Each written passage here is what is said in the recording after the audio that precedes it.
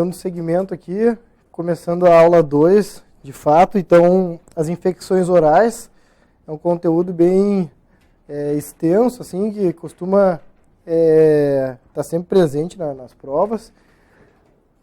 A bibliografia que eu procurei me basear, então, é a do Araújo, do Miloro, do Peterson. Tem algumas coisas do Prado, às vezes acabam perguntando mais coisas desses livros aqui. Em 2018 tiveram 8 questões, 2015 e 2009 tiveram 2 questões. Então, no ano retrasado é que teve mais questões aí, mas geralmente tem assim uma média bem grande, tanto no concurso da aeronáutica, da marinha, né?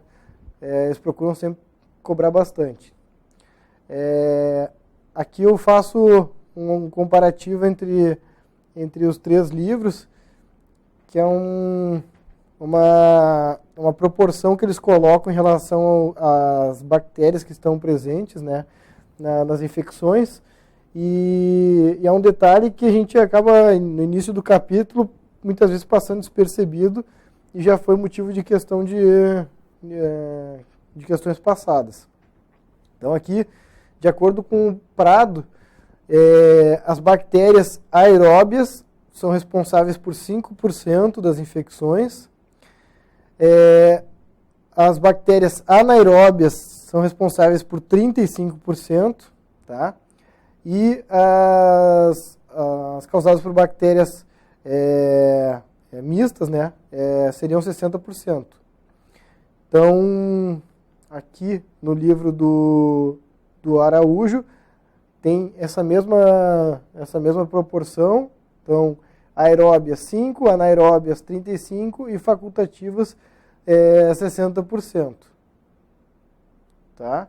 E no livro do Rupp, de acordo com a tabela 15.1, eles colocam outra proporção. Então, somente anaeróbias seria 50%, aeróbias 6% e mistas 44%. Tá? Então, isso aqui eu coloco porque teve uma questão do CADAR de 2013, que diz assim: assinale a alternativa que contém o percentual correto de infecções odontogênicas causadas exclusivamente por bactérias aeróbias e anaeróbias, respectivamente. Então, a resposta aqui era do livro do Topazian, tá? Que não está agora na nossa bibliografia. Então, aqui ele colocava 5%, né, e 25%. E as mistas seria 70%. Tá? Então, isso aqui seria 5 e 25. Tá? Prestar atenção. Ó, 5 aeróbias, 25 anaeróbias. Tá? Então, claro que essa resposta aqui é de um outro livro, né, que não está na nossa bibliografia, mas isso é só para ilustrar que é um númerozinho que é importante, né? Porque muitas vezes no início do capítulo a gente passa batido, não vou gravar aqui, é 5%, 30%, não sei o quê, e já teve questão disso. E coincidentemente, nas bibliografias ali muda essa variação, né? Então, tanto no Rupp é uma, quanto no Prado e no Araújo é outra. Em relação aqui à microbiologia das infecções odontogênicas, então, principalmente ocorre então a presença de cocos aeróbios gram-positivos, cocos anaeróbios gram-positivos e bastonetes anaeróbios gram-negativos. Tá? Então, lá na primeira página do capítulo do Araújo, ele coloca que aqui era cocos anaeróbios gram-negativos. Tá? Mas eu acho que está errado no livro deles. Tá? Então, eu vendo nas outras biografias, eu percebi que era isso aqui realmente, tá? Então, eu decoraria isso daqui. Mas se por um acaso aparecer na prova, né, a gente não vai discordar do que está dizendo o livro. Só para vocês não ficarem se confundindo, tá? Então, são essas três as principais bactérias presentes nas infecções odontogênicas. Aqui, em relação ao Prado, ele fala que os micro-organismos causadores mais comuns são os streptococcus, tá? E aqui eles colocam os streptococcus viridans como sendo os micro-organismos causadores mais frequentes, né, nas infecções odontogênicas. Assim como o Araújo, que coloca aqui Streptococcus viridans. Tá? Então, os cocos aeróbios gram-positivos, tá? Também são chamados de cocos alfa-hemolíticos, vão ter os Streptococcus milleri e os Streptococcus viridans. São também chamados de organismos facultativos, que crescem na presença e ausência de O2, responsáveis por iniciar o processo infeccioso e são sensíveis à penicilina. Então aqui, só para reforçar que eles também são chamados de Streptococcus alfa-hemolíticos. Então, o número de bactérias anaeróbias encontradas nas infecções odontogênicas típicas é maior do que as bactérias aeróbias. Então, isso aí se confirma naquela proporção que eu já tinha comentado. E aqui há dois principais grupos de bactérias anaeróbias, que são os cocos, gram-positivos, e os bastonetes, gram-negativos. Tá? Dentro dos cocos, gram-positivos, vão ter dois grupos mais frequentes, que são os streptococcus e os peptostreptococcus. E dentro dos grupos dos bastonetes, a gente vai ter dois grandes grupos, que são os bacteroides e os fusobacterium. Tá? Em relação à sensibilidade à penicilina, os cocos são sensíveis à penicilina, tá? E os bastonetes gram-negativos bacteroides, e o fusobacterium são sensíveis à penicilina. Diferentemente dos bacteroides, que eles são resistentes à penicilina. Tá? Então, pode eles inverterem ali, né? E a gente acabar se confundindo. Só quem é resistente são os bacteroides. Tá? Os fusobacterium e os cocos gram-positivos são sensíveis à penicilina. Tá? Os fusobacterium, então, eles estão associados às infecções mais graves. E eles correspondem a 50% das bactérias anaeróbias isoladas. Então, eles são o maior grupo encontrado dentro das bactérias anaeróbias. Tá? Dentro dos bacteroides, a gente tem a prevotella e as porfiromonas. A prevotella são os bastonetes mais comuns. Tá? Então, para a gente não acabar se confundindo, dos bastonetes, o mais comum são as prevotelas. Tá? Mas o grupo de bastonetes mais comum são os fusobacterium. Tá? Porque a prevotella é um tipo de bactéria que é encontrado nos grupos dos bacteroides. Certo? Então, como eu falei ali, os fusobactérios estão associados às infecções mais graves. E o fusobacterium US milleri tem sido notado, então, nas infecções mais graves dos espaços lateral, retrofaríngeo e mediastino. E eles parecem ser mais virulentos também.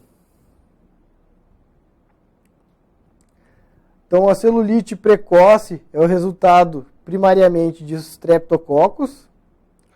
As infecções de moderado a grave é causado por uma combinação de bactérias aeróbias e anaeróbias. Os abscessos crônicos, bem circunscritos, são causados primariamente apenas por bactérias anaeróbias. Tá? Porque daí já houve uma seleção, porque elas começam, né, tem aquele fluxo assim de edema, celulite, né, e abscesso, que depois cronifica, né? Então, vai selecionando o tipo de bactéria. Então, no abscesso crônico, acabam permanecendo as anaeróbias. O antibiótico útil para as infecções odontogênicas deve ser efetivo contra streptococcus e anaeróbios. na infecção do tipo celulite, a atividade contra Streptococcus é mais importante, até porque ela está iniciando aquele processo, é um processo mais agudo, e quem está mais presente são os Streptococcus. Nos estágios tardio, em quadros de abscesso crônico, a atividade anti-anaeróbia é o alvo principal da antibiótico terapia. Então, anti-anaeróbio, tá? Porque ela já cronificou. Então, aqui, para pontuar as definições, os streptococcus facultativos são o grupo mais numeroso da cavidade oral. E os streptococcus viridans são o maior grupo. E os fusobactérios são mais virulentos e associados às infecções mais graves. Então isso aí é bem importante a gente saber. Esses três aqui, que são os Haemophilus influenza, Escherichia coli e Eikenella corrodens, não vão estar presentes nas infecções odontogênicas. Então muitas vezes eles colocam ali um monte de bactéria, né, na assertiva e introduzem ali um Haemophilus influenza, um Escherichia coli. E aí isso daí já serve para a gente ir eliminando a questão, porque elas não estão presentes nas infecções odontogênicas. Então, questão de 2012, do CADAR, assinale a alternativa que contém o grupo de bactérias mais numeroso da cavidade bucal. Então, Prevotella, Staphylococcus, Enterococcus, os Streptococcus facultativos. Tá? Em relação à etiologia, aqui eu coloquei, de acordo com o Araújo, página 106, ele coloca 3 etiologias, que é periapical, periodontal e pericoronária. Tá? No RAMP, ele coloca que é só periapical e periodontal. Então ali está a etiologia no Araújo, então periapical, periodontal e pericoronária. Certo?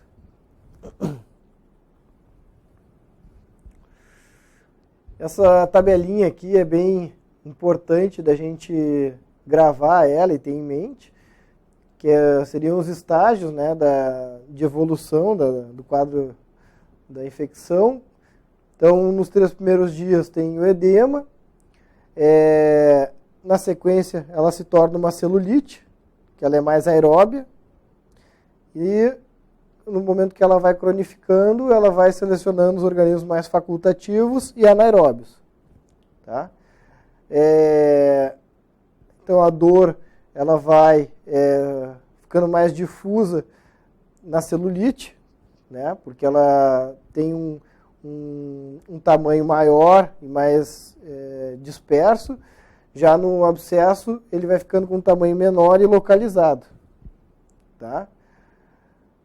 A consistência é mais endurecido na celulite, e no momento que ela vai ficando mais localizada, ela vai criando aquele ponto de flutuação, né, que é um centro amolecido. Então ela vai perdendo essa consistência.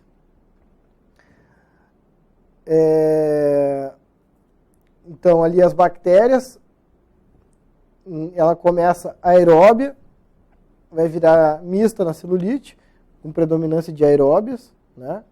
Por isso que eu coloco ali embaixo aeróbia, mas ela não é exclusivamente aeróbia, tá? Ela é mista, mas ela tem predominância de aeróbios. E assim que ela vai se tornando um abscesso, ela vai selecionando mais as anaeróbias. E a gravidade, a gente acha que quanto mais para o fim, pior, né? Mas ela tem um momento de pico assim, de gravidade, que é no momento da celulite, e que no momento que o organismo vai conseguindo ter uma maior resposta, por isso que vai conseguindo isolar ali, né? Fazendo um ponto de flutuação, essa gravidade vai diminuindo, né? Mas nem por isso é de se deixar de intervir com, né, incisão cirúrgica e antibiótico terapia intensiva. No Araújo eles colocam ali que o estágio inicial é a osteite periapical, que ela é quando a infecção está reservada, né, apenas no osso alveolar. tá? Que ali seria o edema, a inoculação, que seria o início, de acordo com o RUP, tá? O osteite periapical. O Prado também coloca aqui a sequência dos estágios, né? Então, osteite periapical, celulite ou fleimão e abscesso. Em relação à localização, então, a infecção oriunda de um dente específico é determinada por dois fatores, que é a espessura de osso que cobre o ápice do dente e a relação das inserções musculares, né, de acordo com a perfuração do osso. Então, na maxila, as infecções oriundas dos dentes superiores vai geralmente perfurar a lâmina cortical vestibular, diferente dos dentes inferiores. A maioria dos abscessos dos dentes superiores aparece inicialmente então, como abscessos vestibulares. Nos molares superiores, a causa de infecções que perfuram o osso superior é a inserção do músculo bucinador, que vai resultar em infecção no espaço bucal. O canino superior, como tem uma raiz longa, vai permitir que a infecção perfure superior ao músculo elevador do ângulo da boca e cause, então, infecção no espaço infraorbitário. E aqui a infecção odontogênica mais comum do espaço facial profundo é um processo nos espaços vestibulares, de acordo com o RUP.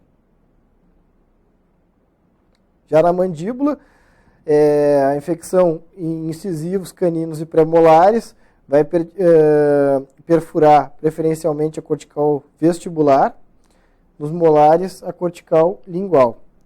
Tá? E aí vai perfurar a superior à inserção do músculo do lábio e vai resultar em abscessos vestibulares, porque perfurou a lâmina cortical vestibular. Já aqui nos inferiores, nos molares, como vai perfurar na cortical lingual, ele vai ter como referência o músculo miloideu, tá? Então, se for abaixo do músculo miloioide, vai ter uma infecção no espaço submandibular e superior ao músculo miloioide vai ter no espaço sublingual. Tá? Então, tem o músculo miloideu de referência. O Araújo coloca aqui 4 músculos importantes, né, da determinação das infecções mandibulares, que é o miloioide, o bucinador, o abaixador do ângulo da boca e o orbicular. Nunca vi questão perguntando nada disso, mas achei interessante assim, a maneira que ele aborda isso. Então aqui, para a gente ilustrar, então, tanto os superiores quanto os inferiores vão ter aqui o músculo bucinador, como referência, né? E aqui o músculo miloioide, para limitar na porção da cortical lingual, o espaço submandibular e sublingual. Então, as infecções oriundas de qualquer dente superior ou inferior que podem causar os espaços vestibular, bucal e subcutâneo. Isso aqui está no quadro 16.1 do RUP, que ele coloca infecções dos espaços faciais profundos, vestibular, bucal e subcutâneo, que é comum tanto aos superiores quanto inferiores. As infecções do espaço facial profundo associado aos dentes superiores, então vão ser o infraorbitário, bucal, infratemporal, os seios maxilares e paranasais e a trombose do seio cavernoso. Nos inferiores, então vai ter aqui o corpo da mandíbula, espaços perimandibulares, espaço submandibular, sublingual, submentoniano, espaço mastigador, submacetérico, ptérigo mandibular, temporal superficial e temporal profundo.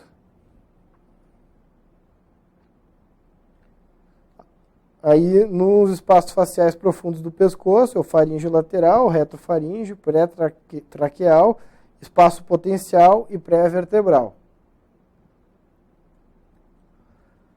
Então, questão de 2012. Dentre os espaços faciais que estão envolvidos nas infecções odontogênicas, pode-se citar como exemplo de espaço facial primário A. Massetérico, B. Infratemporal, C. Pterigomandibular, D. Temporal superficial.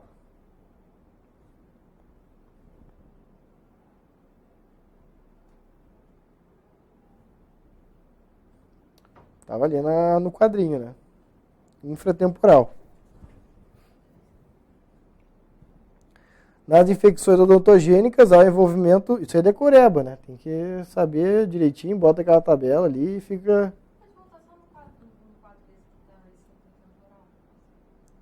Tá.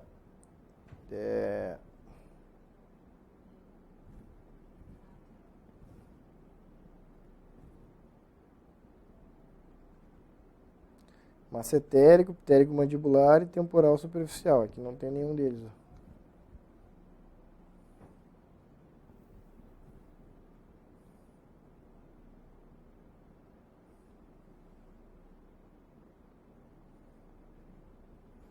Era essa aqui, né?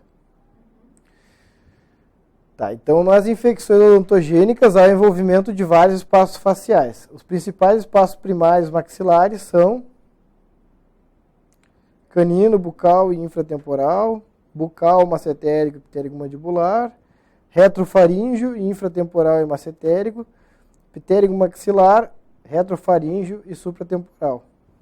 Então, canino, bucal e infratemporal, tá? A localização da infecção, então, eu procurei resumir aqui de acordo com o Araújo. Nos incisivos centrais superiores, vai ser fundo de vestíbulo.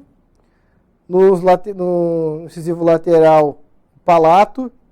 No canino, vai para o espaço canino, que tem risco de trombose do seio cavernoso a partir das veias crânio-cervicais ascendentes.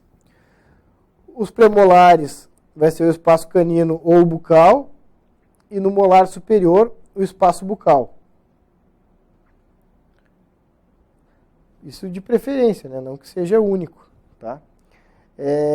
Nos incisivos inferiores, então, vestíbulo.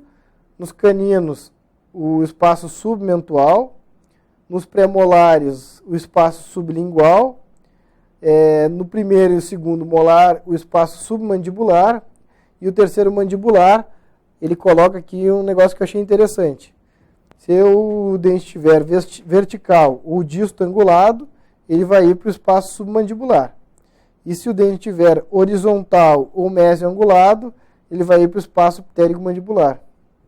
Tá? Então isso aí é legal porque... eu não vi questão assim definindo a posição do terceiro molar, mas pode a gente já enxergar o terceiro molar e já querer sair colocando o espaço submandibular. E aqui ele coloca que tem o pterigomandibular na posição horizontal ou mesioangulado, né? Outro detalhe interessante aqui é que ele não apresenta qualquer aumento de volume extraoral, um astrismo acentuado. Tá? Isso eu já vi eles botando em questão, que é um sinal, né, patognomônico de definição do espaço pterigomandibular como espaço envolvido, que é a ausência de volume e trismo acentuado. Então, nas infecções de baixa gravidade, não são prováveis de atingir as vias respiratórias ou estruturas vitais. Nas infecções de gravidade moderada, elas vão ter dificultam o acesso às vias respiratórias por causa do trismo e elevação da língua, o que pode dificultar a intubação endotraqueal.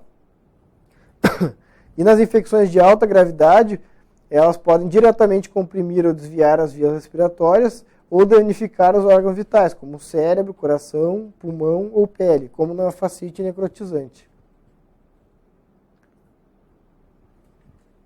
Então aqui, em relação à gravidade, né, que ele coloca no RUP, são de baixa gravidade, então os espaços vestibular, bucal, superostial, espaço do corpo da mandíbula e infraorbitário. De gravidade moderada, os que seguem ali, não vou falar cada um, e de alta gravidade, aqueles ali que estão mais relacionados aos espaços do pescoço, tá? Que aí já pega faríngeo lateral, retrofaríngeo, pré-traqueal.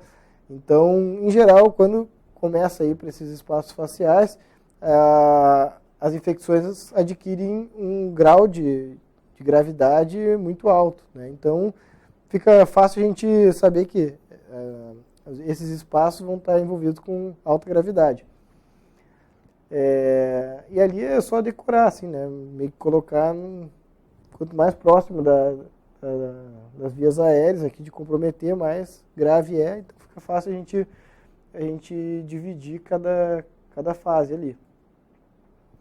Então aqui é importante que vocês peguem também, depois leiam nos livros, que eles colocam os limites dos espaços faciais, né? Isso aí às vezes é difícil a gente decorar, assim, é bom tentar entender um pouco, né?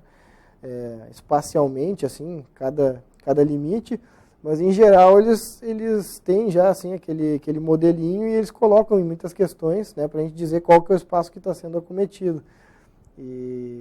Então tem que saber isso, tá? E essas características que eu coloco em vermelho de cada espaço aqui, por exemplo, o espaço infraorbitário vai gerar um edema na região anterior que vai apagar o sulco nasolabial. Então são certas características que já associa diretamente ali com aquela localização, tá? Então, que nem o ptérigo mandibular que eu falei ali, que era sem edema e trismo acentuado, é uma característica marcante. Em relação ao infraorbitário, então, é isso que eu disse agora, de apagar o sulco nasolabial. Então, ele é um espaço localizado entre os músculos elevador do ângulo da boca e elevador do lábio superior. E o resultado de infecções provenientes de canino superior ou através de extensões de infecções do espaço bucal.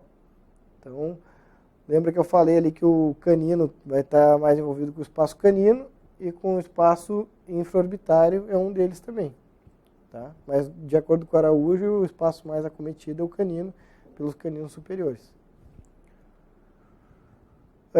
O espaço bucal, então, segundo o Rupp, os dentes superiores, posteriores, mais comumente os molares, provocam a maioria das infecções do espaço bucal.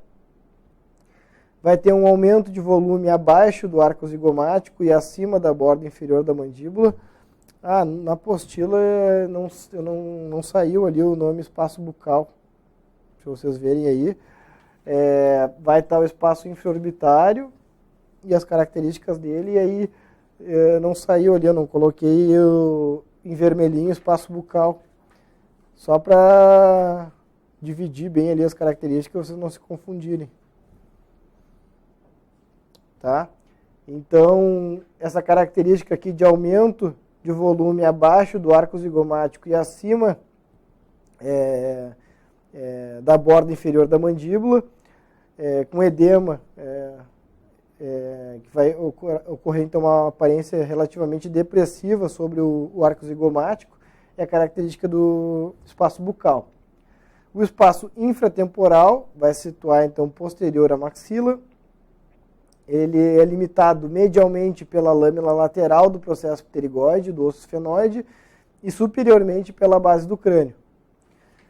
Lateral e superiormente é contíguo com os espaços temporal profundo, e ele vai ser a origem da rota posterior, por meio do qual as infecções podem se disseminar para o seio cavernoso, através das veias emissárias do plexo pterigoide. Tá? Então, essas características aqui é importante, porque ele pode colocar lá no enunciado qual que é a origem da rota posterior, espaço infratemporal. São raramente infectados, mas quando ocorre a causa é usualmente uma infecção de terceiro molar superior. E aqui é importante a gente lembrar que se encontram o nervo trigêmeo, o plexo venoso pterigoide e a artéria e veia maxilar.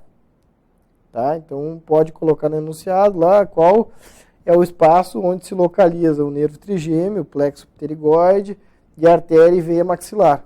Então, espaço infratemporal. O espaço temporal vai ter trismo acentuado e aumento de volume triangular acima do arco zigomático. Tá? Então, para não haver confusão, aqui é um aumento de volume triangular. E no espaço bucal, a gente vai perceber uma aparência depressiva sobre o arco zigomático. Tá?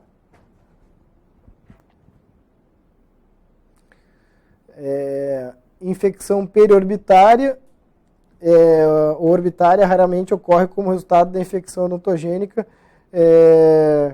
que vai ser característica de eritema e edema de pálpebra e o envolvimento de componentes vasculares e neurais da órbita, que vai ser um resultado de uma infecção séria. Então, geralmente, quando ocorre, vai ser resultado de infecções sérias com essas características ali. A rota anterior para o seio cavernoso, então, na página 321 do RUP, quando a infecção odontogênica perfurar a veia infraorbitária no espaço infraorbitário ou a veia oftálmica inferior através dos seios. Elas podem seguir a veia oftálmica comum por meio da fissura orbitária superior e estender-se diretamente dentro do seio cavernoso. Eles gostam muito de colocar alguma coisa relacionada à trombose do seio cavernoso. Então, mas ela é uma ocorrência incomum, raramente resultado de infecção dentária, como uma celulite orbitária. A trombose do seio cavernoso é uma infecção séria, com risco de morte, que requer cuidados cirúrgicos e médicos agressivos. E o nervo abducente, que é o sexto par craniano, é a estrutura mais vulnerável. Tem uma questãozinha ali que depois fala sobre isso. Então, lembrar do nervo abducente aí.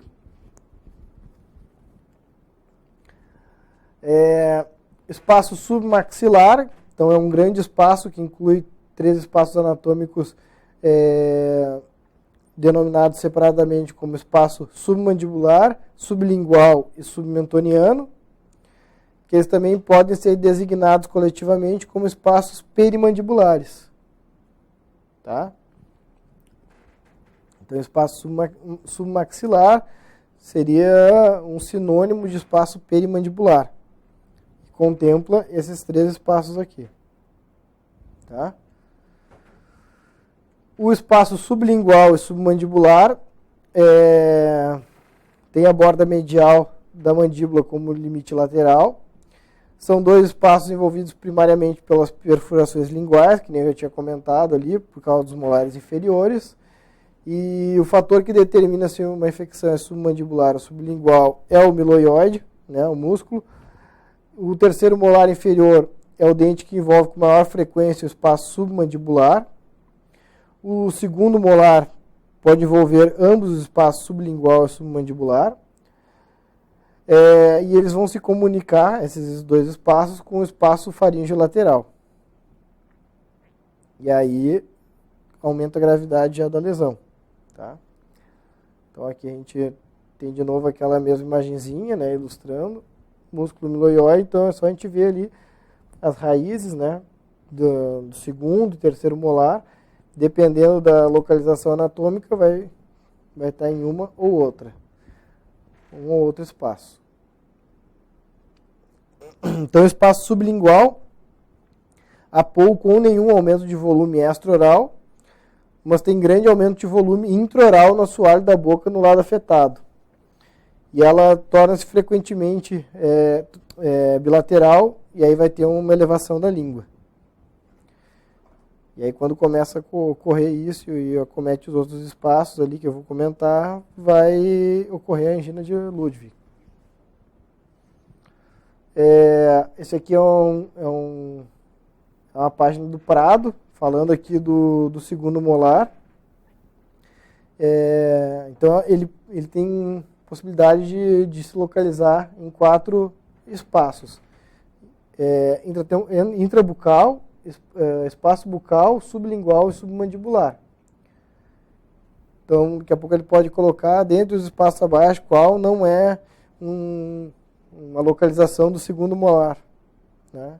Eles podem citar 3 desses aqui e botar mais um outro ali, nada a ver assim, né? Ptérigo maxilar, sei lá, né? Então, achei interessante isso aqui, porque no Prado eles comentam isso. Nos outros livros eles não falam nada desses 4 espaços aqui em relação ao segundo molar especificamente. Espaço submandibular, então, suprajacente à face cervical profunda, vai ocasionar um aumento de volume que é similar a um triângulo invertido. Então, lembrar lá do espaço temporal, que era um triângulo, né, acima do arco zigomático, e aqui é um triângulo invertido, né, com base na borda inferior da mandíbula. Né, então, é outro tipo de localização. Daqui a pouco a gente fica lembrando do triângulo, né, e aí confunde as coisas. Tá? Então, os lados desse triângulo vão ser determinados então, pela borda inferior da mandíbula, os ventres anterior e posterior do músculo digástrico e o ápice, né, no osso ióide. Tá?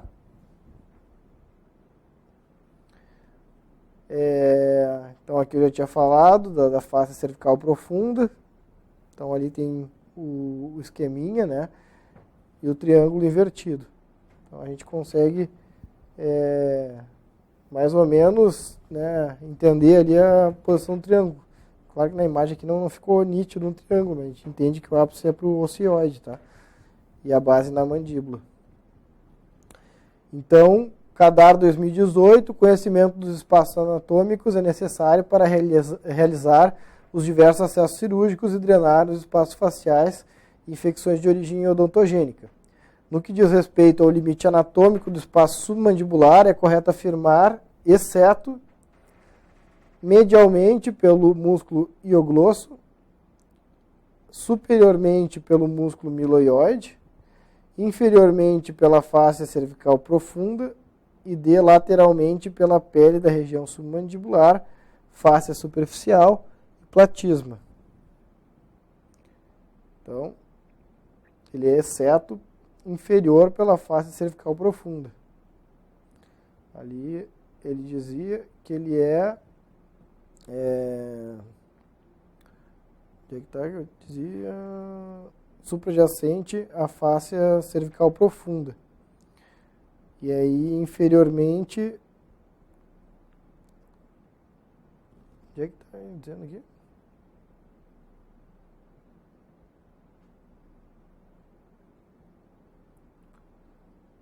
Daí inferiormente vai ser o ocioide. Tá? Lembrar do triângulo. O espaço submentoniano, então, situa-se entre os ventres anterior do músculo digástrico, direito e esquerdo, e entre o músculo miloioide. Infecções isoladas do espaço submentoniano são raras.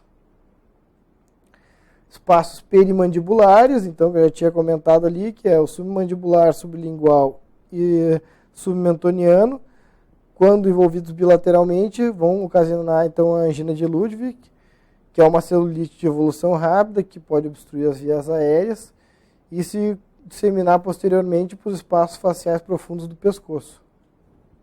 Tá?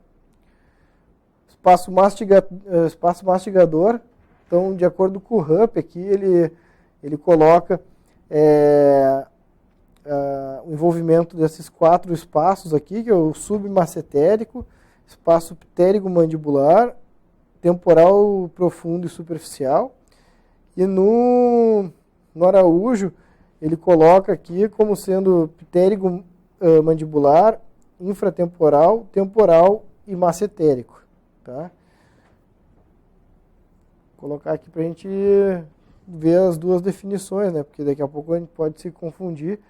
Mas é questão de nomenclatura deles. Tá? Então, o submacetérico seria o macetérico, ptérigo-mandibular, e aí aquele no Rupp é temporal superficial e temporal profundo, e aqui ele coloca infratemporal e temporal.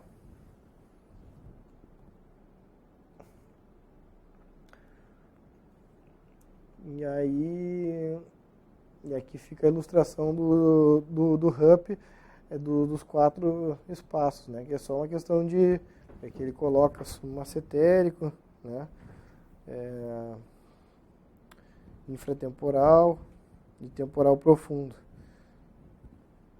A, B e C Aí D e C aqui, o temporal e o infratemporal. Certo? Não sei se vocês podem querer confundir, né, alguma coisa. CADAR 2018, então, os 3 espaços faciais contíguos anatomicamente são bucal, sublingual e anterovisceral. B, canino, submentual e retrofaríngeo. C, macetérigo, pitérigo mandibular e temporal. E D, bucal, macetérigo e espaço da bainha carotídea. Então, resposta da letra C.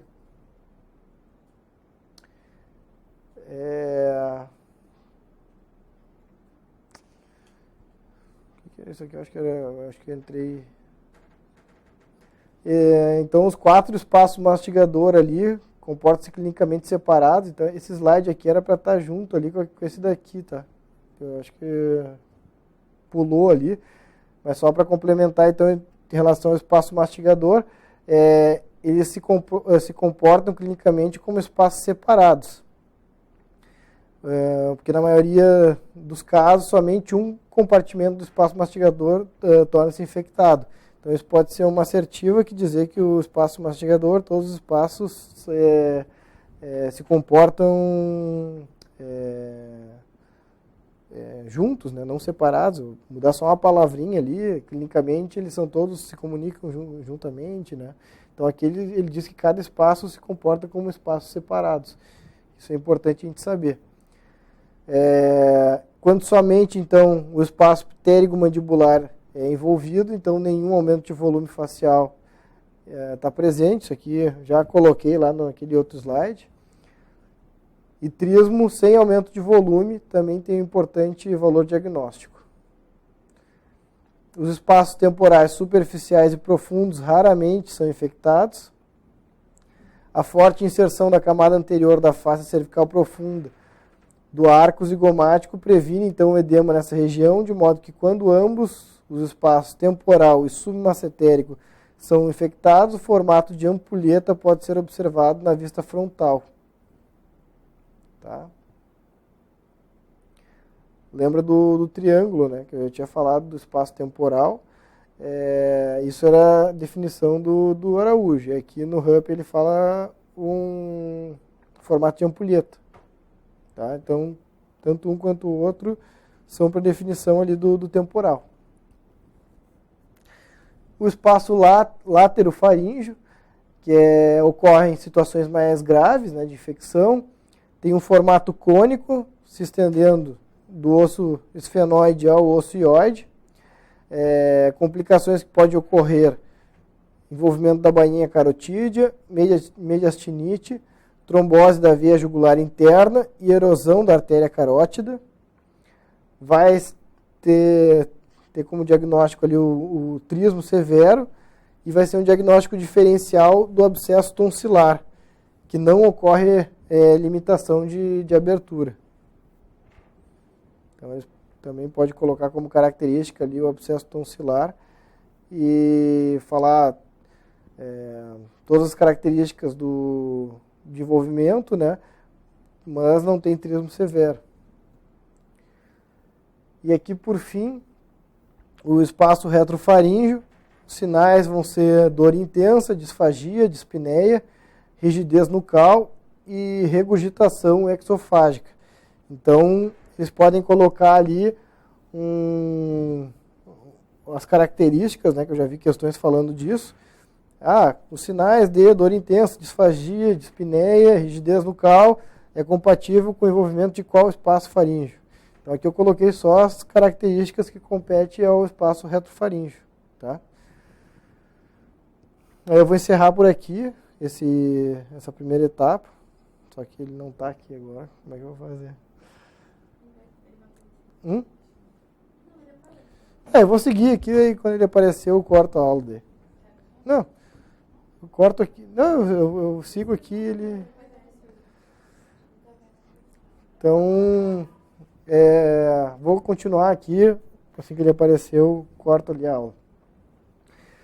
Então, em relação aos princípios básicos no tratamento da infecção odontogênica, então, o que é o ponto principal é fazer a drenagem cirúrgica, né, para remover a causa da infecção. Eu vou encerrar agora aqui, daí senão vai ficar cortado o início do outro ali, aí fica mais fácil.